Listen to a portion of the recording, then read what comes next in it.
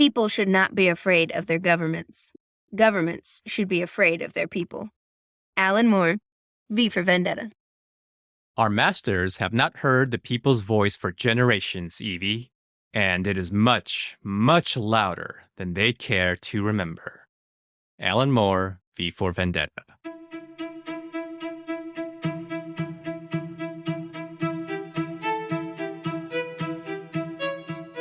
Hello, welcome to This Is the End, a popmythology.com podcast. I am your host, the pop mythologist, and today I'll be interviewing a special guest. But before I introduce her, let me quickly provide a bit of context. So back in mid-November, in the city of Muncie, Indiana, an English teacher had her high school students read the graphic novel V for Vendetta by Alan Moore, David Lloyd, and a team of other creatives. After reading the book, she gave her students an assignment, which I'm going to let her tell us about.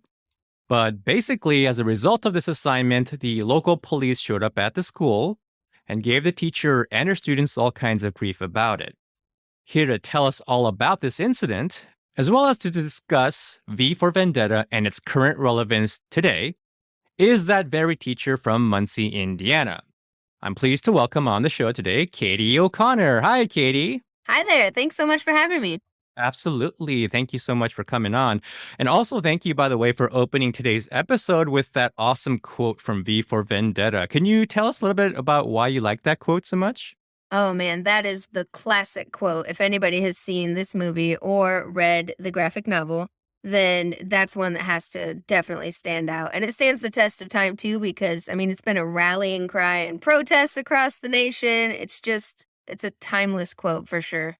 So just generally speaking, because I only very vaguely alluded to the event, could you start by telling us a little bit about what you teach and where you teach? Yeah, I teach in Muncie, Indiana, which is a very red state, and I teach high school level. The particular class in question we're discussing today is 11th graders, but I also teach freshmen. And what is the name of the school, if you're allowed to share that? Oh, sure. It's Muncie Central High School. So we're going to discuss the aforementioned incident in just a moment, but before that, could you first tell us a little bit about why you teach this book, V for Vendetta, in general? Because I assume you do so year to year, not just this year, and why you have your students read this book. Actually, this is my second year at Muncie Central High School, and this is the first time I've actually taught this book, so I was pretty excited to do so because I have a passion for the original graphic novel itself and especially the movie. So it's actually that passion that made me teach it to my students. The beginning of this story starts at the first assignment of the year where my students are assigned a get to know you project. So day one, they come in and they make posters basically about themselves. So I, being a teacher, modeled that for them and I made my own poster.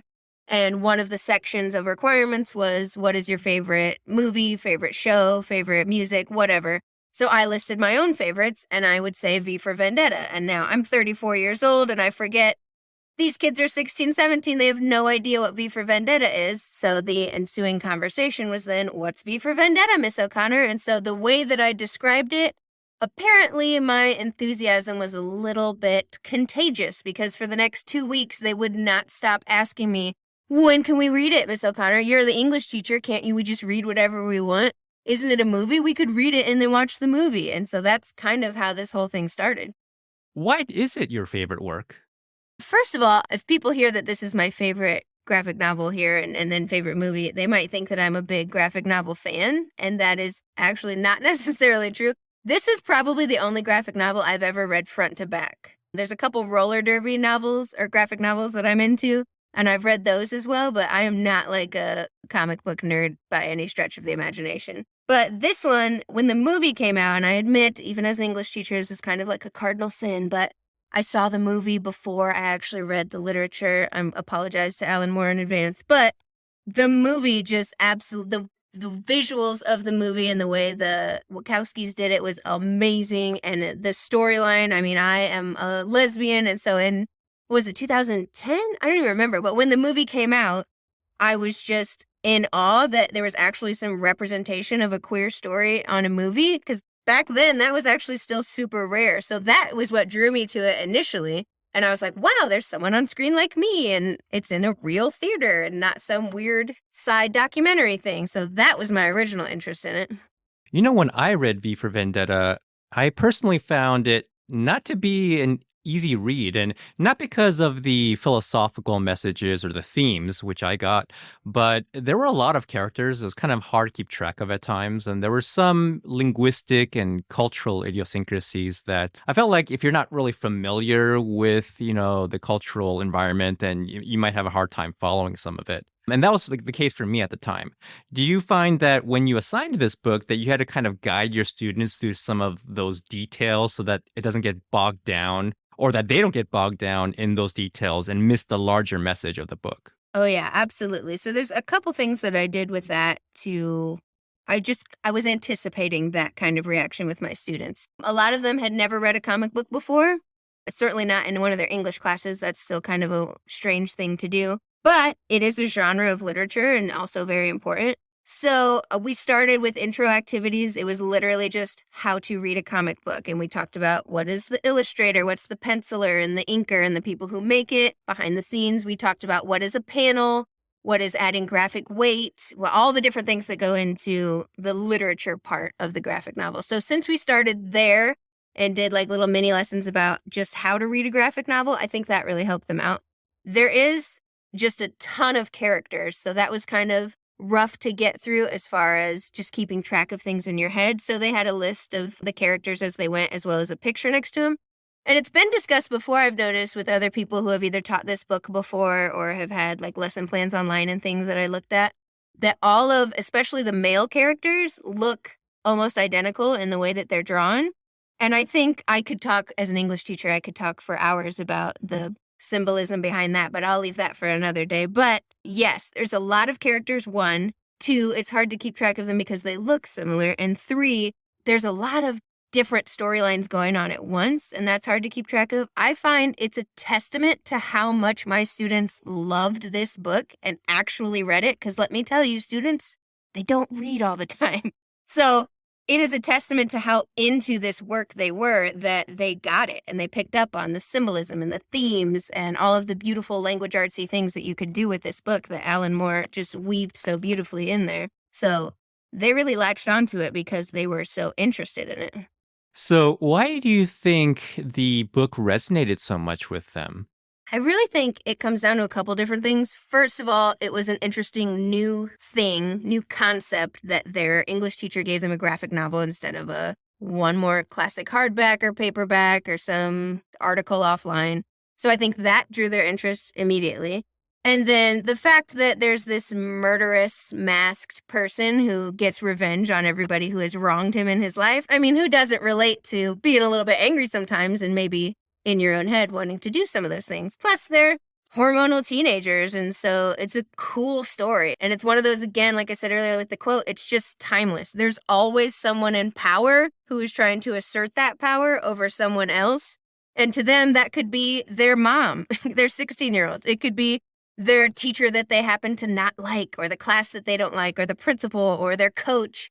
I mean, it's the classic power struggle between who's in charge and who's not in charge. And so, I mean, who can't relate to a story like that?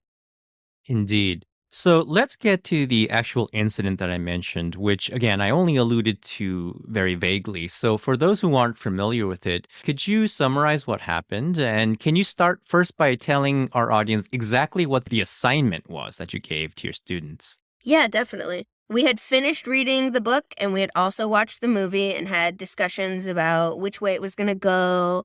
And I mean, they were on the edge of their seats when we watched the movie. I actually didn't finish the graphic novel with them. I left the ending off and then we viewed the movie, because if you have read the graphic novel, there's a different kind of ending and it goes off in some different directions that we didn't really need to get into, because as far as class goes, I didn't need to spend all the time it would take to deconstruct the ending of the graphic novel. So we finished the movie. By the time we finished reading the book and then watched the movie, it was time for like a culminating project. So I gave my students, I think, 5 different choices. They could either, choice number 1, they could make a soundtrack for the graphic novel. 10 songs with 10 rationales. Why did you choose that song? It could be related to a character. It could be their theme song. It could be, oh, in this scene, this song fits so well. So there were some parameters around it, but make a soundtrack. The second choice was rewrite the ending.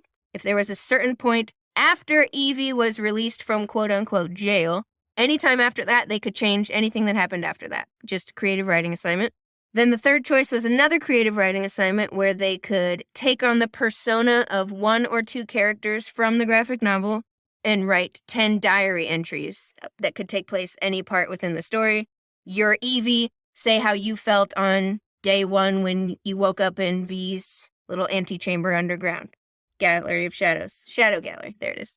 So you could do that. Option number 4 was create a poster. Think about if V were here in United States, and this is the one that raised all the questions and got all the attention.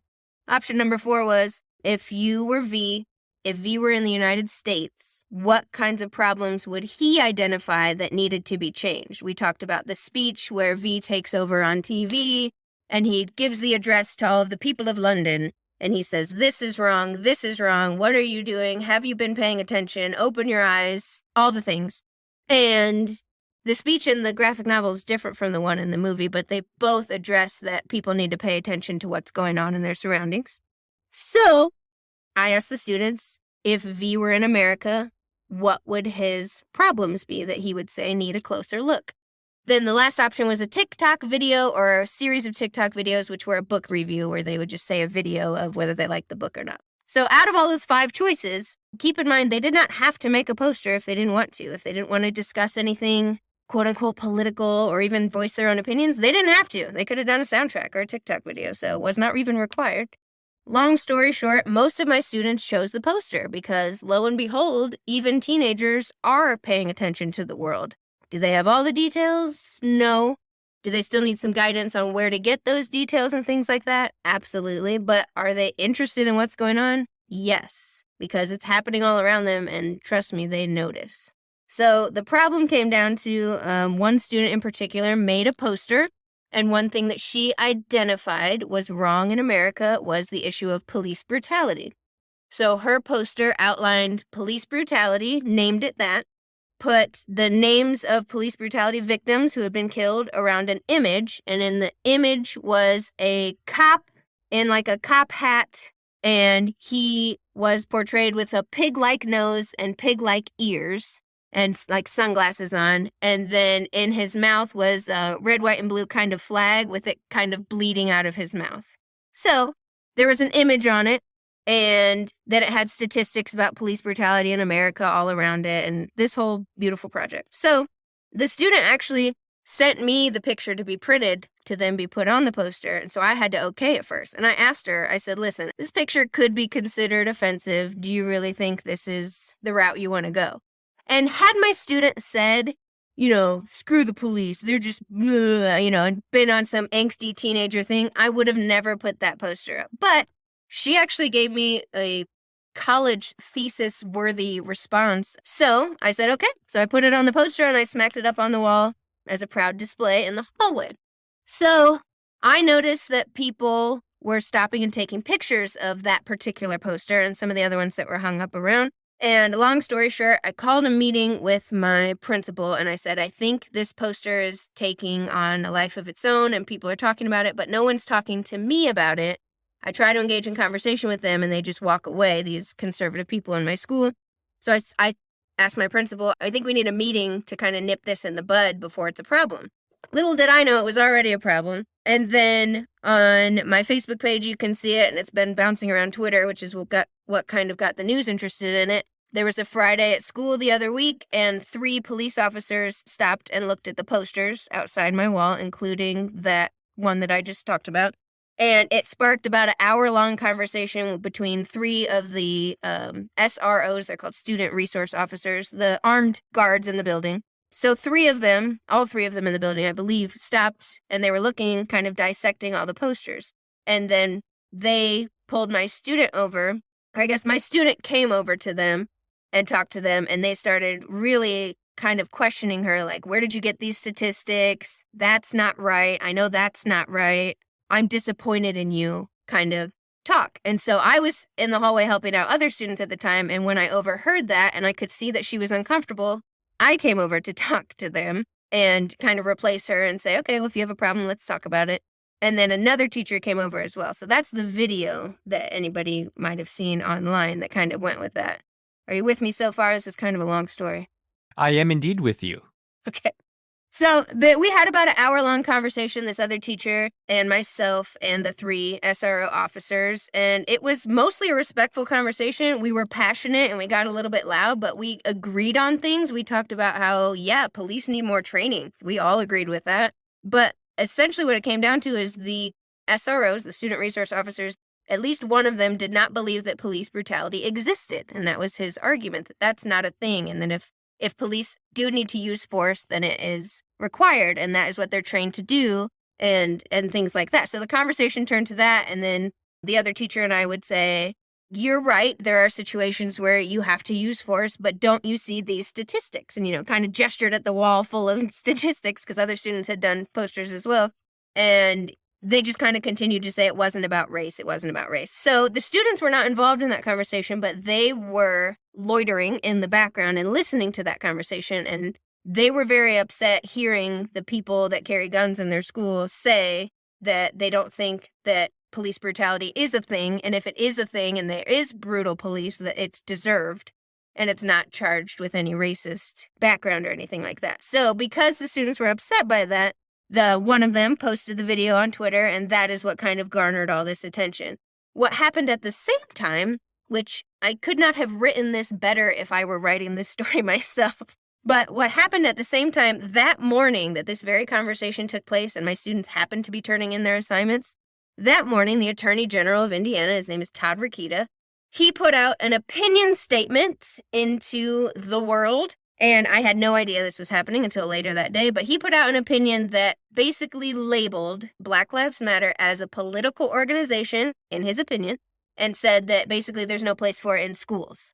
So when I had the conversation later that day with my principal about trying to quell the rumors or quell the upset about this poster, they said, you need to take the posters down. And their reasoning was because Todd Rokita just released the statement and said Black Lives Matter is too political to be in the school hallways. You can put them inside your classroom, but they cannot be outside the classroom. So that is how we arrived at the mess of what happened with all that. And just for some additional context for the listeners, I want to clarify that student resource officers are actually an official division of the police. That is correct, right, Katey? As far as I know, yes. Yes, as far as I understand, they are actually police. And moreover, they are armed. So I think if you're in the position of being a student and you're having armed police officers confront you in the hallways of your school, that is disconcerting to say the very least. Or at least the textbook definition of what would be called intimidation. And also, just so our listeners know, according to the ACLU, based on some data in recent years, these student resource officers across the country are actually known to disproportionately target students of color and students with disabilities. So this is kind of fitting right into that. And I also wanted to ask you, please tell us about how you feel about the ironies of this happening, given what this book is about.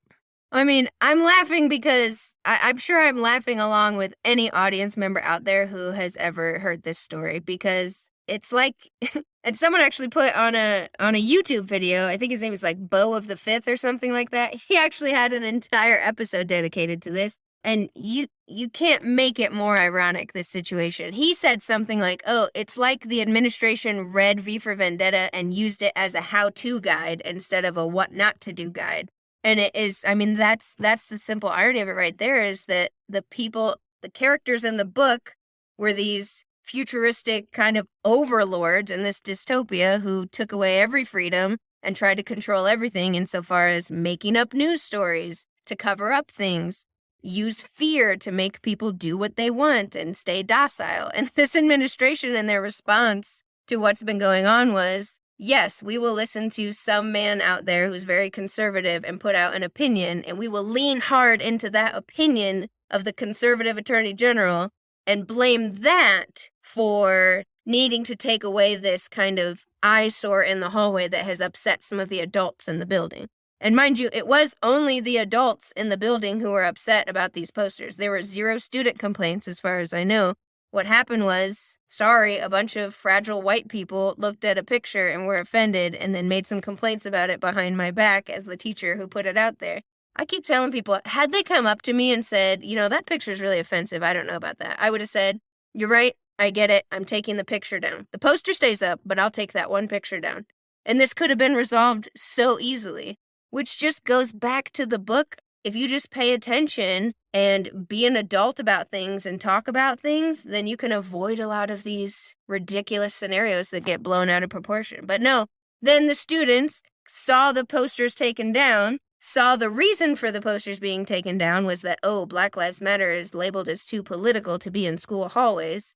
But you could put them in your classroom. They were obviously confused. So what did they do?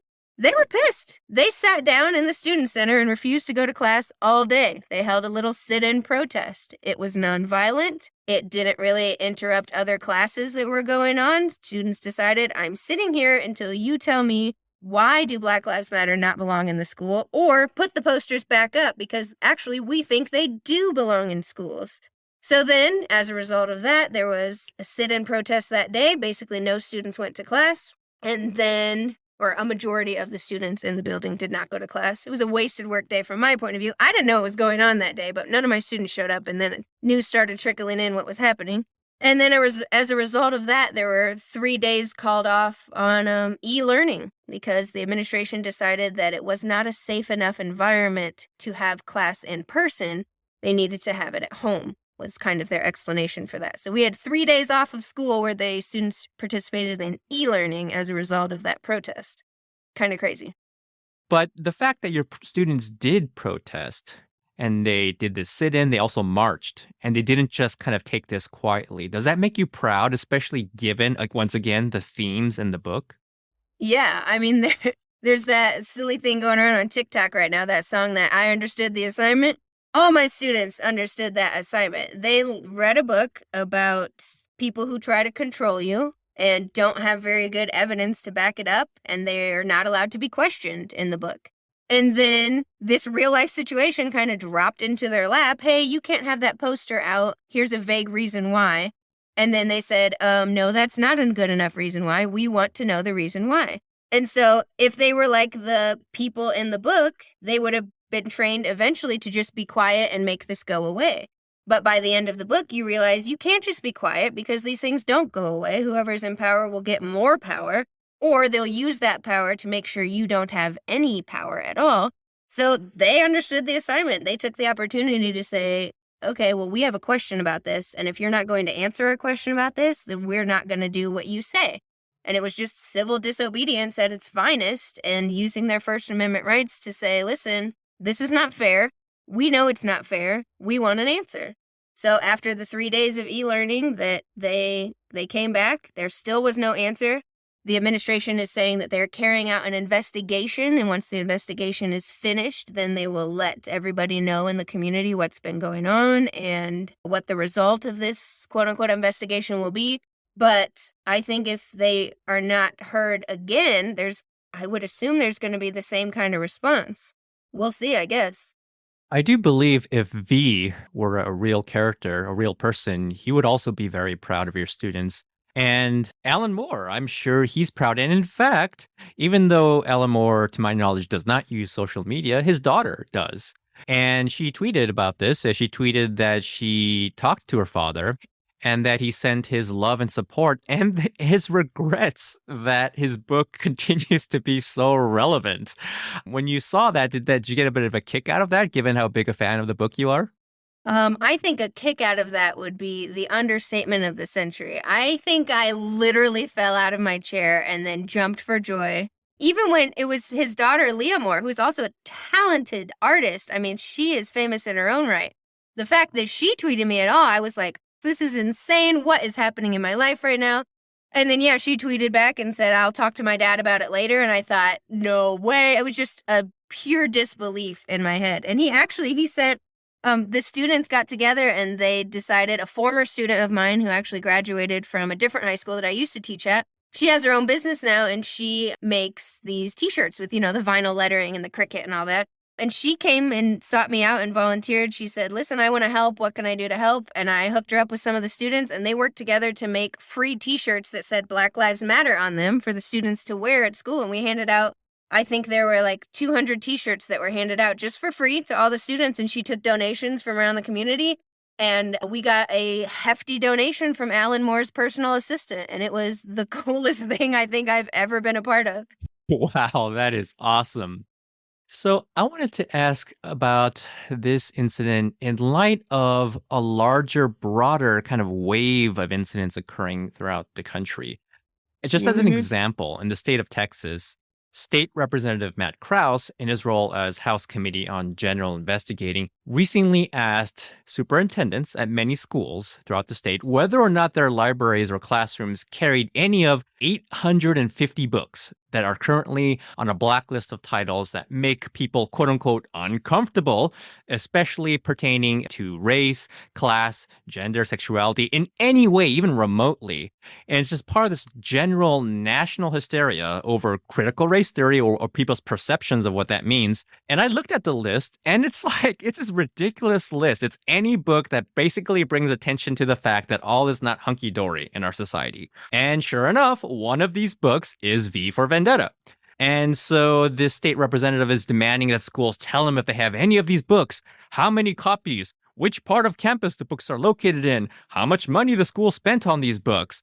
And as an English teacher, you understand the importance of books, and especially a diverse range of books covering diverse topics, to a functioning democracy. So in what ways do you think all this recent hysteria about inappropriate books, or what people perceive to be inappropriate books, cause you to worry, and why? Oh man, I think you hit the nail on the head. So you said mass hysteria, but also you quoted the Texas guy, and he said books that make people uncomfortable. And I think that's just it. I think the mostly conservative leaning, the people who want to hold on to the old ways, the people who don't want you to question things are uncomfortable because, I mean, they call it the woke generation, and I don't know about all that stuff, but they certainly have information available at their fingertips at all times. Whether that information is factual or not is a whole nother story for a different podcast. But like that one student told me, they've seen George Floyd example after example. That's just it's not even the most recent one. It was the most popular recent one. But there are a million others. There's the Sandra Bland's. I'm not going to list all the names because it would take me the next 45 minutes. But these travesties are happening, and they're happening in real time, and most of the time they're recorded now right in front of the students. It doesn't even take an English teacher to see that this is a problem, that people being uncomfortable with the truth or reality or the history of their nation. Yeah, you're going to be uncomfortable because people are figuring out what happened for themselves, and they want to know more about it. Then where do they look for that? Education. So I'm an English teacher. I have the benefit of knowing the story of Fahrenheit 451 and what happens if you lose all the books in society. I know exactly the plot of 1984 and what happens if you try to dumb everyone down and make them not ask questions anymore. And I've read V for Vendetta. I mean, the list goes on of just those cautionary tales again and again of, if you take away education, yeah, you can control people, but it never ends well at all. There's either a riot, an uprising, or society crumbles because it's a bunch of idiots. I mean, time and time again, you cannot take away education, and you can't suppress people who ask good questions. If they're asking good questions, they deserve an answer. Speaking of Fahrenheit 451, there was that school board meeting a few weeks back where they were literally calling for book burning. Literally. That was absolutely insane. And other than censorship, when you look around America today, when you look around our society, what things concern you the most? Like, in other words, in what ways do you fear that our society may be inching its way closer towards the dystopian vision of V for Vendetta? Honestly, I think the first thing that comes to mind when you talk about, worrying for the future and things like that is this pattern that we've seen in politics, in pop culture even, I mean, all over the place. This pattern of over and over again. Okay, so when I think of that, Attorney General Todd Rokita in Indiana, which is the reason that my school decided that the Black Lives Matter posters could not be in the hallway. he claimed in his opinion, which he put out, that you can't, I forget the language specifically, but you can't put up posters for one political affiliation, claiming that Black Lives Matter was a political affiliation, which is not technically accurate. But you can't put up one side if you're not going to also put up the other side. So, my first question to Todd would be, what is the other side of Black Lives Matter? And if it's Blue Lives Matter, then let's have a whole different conversation about how there's no such thing as a blue life, because if you don't want to be a cop anymore, then you quit your job and find a new career. But if you don't want to be Black anymore, sorry, you're stuck with it. So that would be a whole nother conversation. But I think it comes back to this problem, this worry that I have with society, is that everybody either wants to throw out so much confusing knowledge at once, make it confusing on purpose. The media does this. It's all over the place. Politicians love to do this. But it's throw out a bunch of information or no information and let everyone be confused without correcting them. And then by the time you come in with your official statement or an actual answer, it makes people numb is what it does. It makes people think there's too much information out there. How am I supposed to trust this or this? Which source is the right source? I just give up. I'm not going to pay attention to any of it. Or they go to the both sidesism, where if we're going to allow these people to speak, then we also need to allow these people to speak. No, because sometimes the opposite of Black Lives Matter is what? The KKK? We're going to give the KKK a voice? No, we're not. That's not actually how this works. They don't get a voice. That's unanimously wrong. So it's just the both sidesism, the trying to get people to be confused on purpose for the end result of they will just withdraw from the conversation completely, which is what the people in power want. It's just, that's the scariest part, is you can see time after time, there's evidence of that happening all over the place in everything right now. The overload of information is sometimes detrimental because it's too much. That was very insightful. Thank you. So, again, as an English teacher, for concerned citizens out there who are worried about this overall wave of hysteria and censorship of books and ideas, especially those that in any way address race, gender, class, or sexuality, what can they do in their own local towns and school districts? Yeah, absolutely. I mean, after the 2016 election, I was a stay-at-home mom at the time, so I dove into every news report. I read whatever the topic was. I read about it from The Hill. I read about it from CNN. I read about it from Fox News. I consumed every left, right, middle, everything information until I could decide what was actually happening, because surely what was happening was not really happening.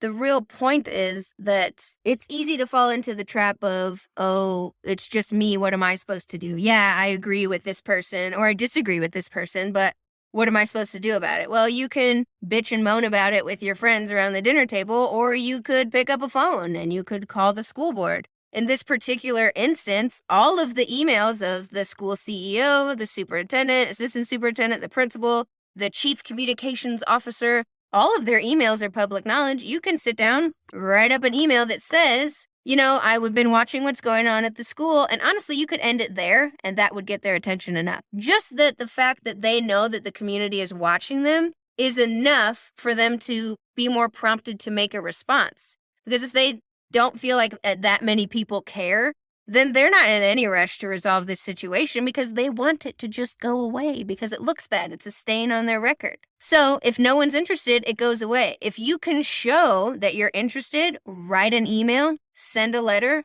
make a phone call, have your friend do it, do a Facebook post, for crying out loud. You can tag people, you can @ people, you can tweet at all the administrators all you want. Any type of drawing attention to, hey, by the way, I care about this and I'm invested too as a member of the community or as a parent or as a teacher or a student, whatever. Showing that you're interested is enough to make them say, oh, I guess we should pay attention to this. Maybe we should resolve this in a way that makes the most amount of people happy instead of just what makes it go away for us. So just any kind of attention drawn to it is something anybody can do. Once again, that's a great reminder that governments, including school governments, should be afraid of their people. That's right. And lastly, for people who want to show support specifically for the cause of your students at your school, what can they do? Yeah, I mean, anybody locally, I would encourage them to let the school board know what's going on, any member of the school board. any member of the actual administration, the superintendent, like I said, principal and all that, you can reach out to them. They're definitely more likely to listen to someone locally here as part of the community than anyone outside the community. But even if you're outside of the community, like I mentioned earlier, I have some former students of mine who got together, heard about this, and they started a Facebook page. It's called Student Voices, which you can find on Facebook, or you can find me on Facebook, Katey O'Connor. And they're taking donations. They're going to make a second round of shirts, I think is what they're working on now, so that we have about somewhere around 1,300 students in the building, and we handed out 200 shirts, and they went like that. And I've had a million requests for more t-shirts, so we had said originally, the students agreed that any money that they made would be put towards those shirts, and any money that they made over that amount would be dedicated to the senior class, their choice of a charity that they would put it towards. So if somebody in the community donated $1 over the amount of what it costs to make the shirts, then that $1 goes to the senior class. They get to choose a charity that it will go to. So right now, if you want to donate to get a Black Lives Matter t-shirt in the hands of all the students here at school, in preparation for our next protest, when they inevitably announce whatever it is they announce, you could make a donation. Or other than that, if it's just kind of you want to get involved, I would check wherever you live. There's probably something going on there too. I live in Indiana. You mentioned Texas. I know there were some things going on in Ohio. I know other places in Indiana. A teacher was, I'm not sure the full details, but basically there was a pride flag in the room that caused too much attention. Teacher was told to take it down. Teacher refused to take it down, so on and so forth. So it's a Black Lives Matter poster in the hallway. It's a pride flag displayed in the classroom. It's the books that are listed that now have to be categorized and listed because I don't know what comes next. But these things are happening everywhere. I would recommend everybody go to their school and say, hey, what are you guys doing with this whole critical race theory thing? I think that's a good idea. Or I think that's a bad idea. I don't care if people agree with me or not, but if you're going to be in a world that is the place that you want it to be, you're going to have to speak up and say what you want it to be and not just complain about it later once it happens. Very well said. Katey O'Connor, thank you so much for the good work that you do. And thank you so much for taking the time out to be on our show today. Of course, I feel honored that people are actually listening to my students. That was kind of the goal in the first place was, hey, if you see a problem in the world, what problem would that be? And we'll put up posters for awareness. And here we are. I'm on a podcast. I've been on the news. I think awareness has been reached. This is a problem, people. SOS. Send help. Okay. And for all listeners, thank you for tuning in. Until next time, I'm your host, the Pop Mythologist, and this is The End.